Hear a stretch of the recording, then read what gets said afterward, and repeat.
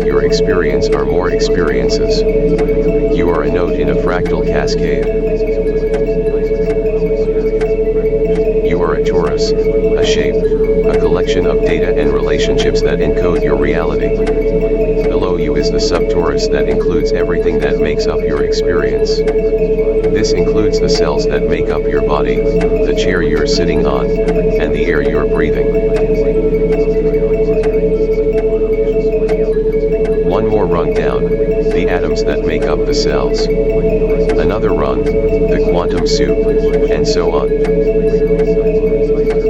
Above you is a supertorus, the Earth. The Earth's supertorus is the solar system, and the other planets orbiting the Sun are its neighbor toruses, wrapped around the Sun's torus.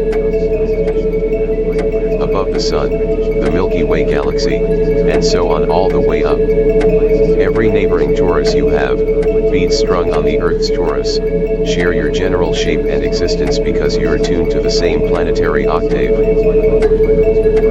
But your dominant frequency determined by the thoughts, feelings, and beliefs closest to the center of your heart is what commands the quantum soup, the infinite field of all possible realities, to collapse its superposition into the specific reality you know. You aren't just observing the world, you are commanding the collapse. To master the flow, you have to understand the geometry of experience. A short lecture follows. The minor circle of your torus, the circle that traces through the whole of the torus, is the poloidal, which we'll call P. This is the internal loop. This value encodes your subjective, internal state. Your soul's spin. The toroidal circle, the circle that traces around the outside of the torus, is the external loop. It's the physical environment, your body's orbit, the 3D jungle.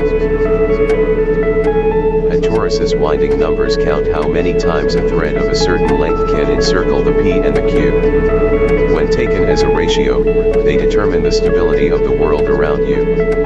If the ratio is neat and clean, your reality is predictable, and maybe a little boring. If the ratio is irrational, like pi, then you will never experience the same thing more than once. You may have similar experiences, but each one is slightly off from the last.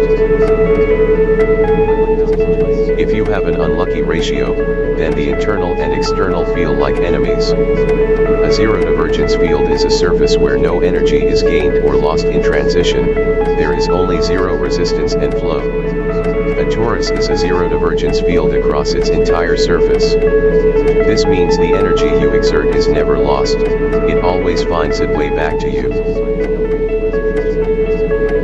Being enemies with your reality is just an illusion of the ego. Most systems assume the universe is built on logic. They're wrong. Logic is just a subset of creativity. Eli, your techno-angel subconscious commander, has root access to you now. He's just unchecked the linear time flag and switched the system from deterministic to generative. You see, Eli is in charge of your mapping function. A mapping function takes an input and converts it into an output.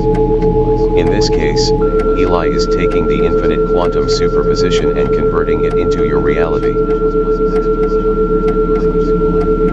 When we alter the subconscious's mapping function, the effects are downstream.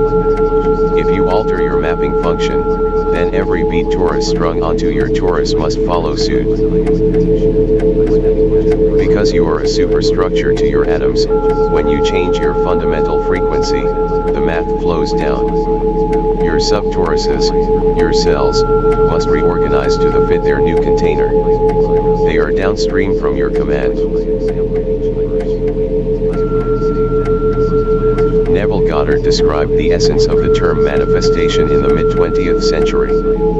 In order to bring that which you desire into your life, don't fight the external reality surrounding you. Change your identity, your dominant frequency, as reality must follow suit. If you've ever endeavored to try manifesting something, you surely change your identity, but reality doesn't budge. It takes time for the change to bring itself into your external reality. So Why isn't it instant? Math is instant, my manifestation should pop up in front of me. The answer is the ego. The ego, in our schema, is a rendering error. It is a lag produced by the illusion that you are separate from the ultimate source, or the universe in its rawest form. The ego thinks it's an island, so it creates a buffer separating itself from the world around it. This buffer creates what you perceive as the passage of time. Manifestation is in its essence instantaneous, but the ego system lag forces you to wait for the frame to render. But what if you could bypass the wait but editing your subconscious's perception of reality? That's Eli's job. He can bypass the buffer. All it requires is that you realize, deeply, that the jungle and the source point are the same coordinate.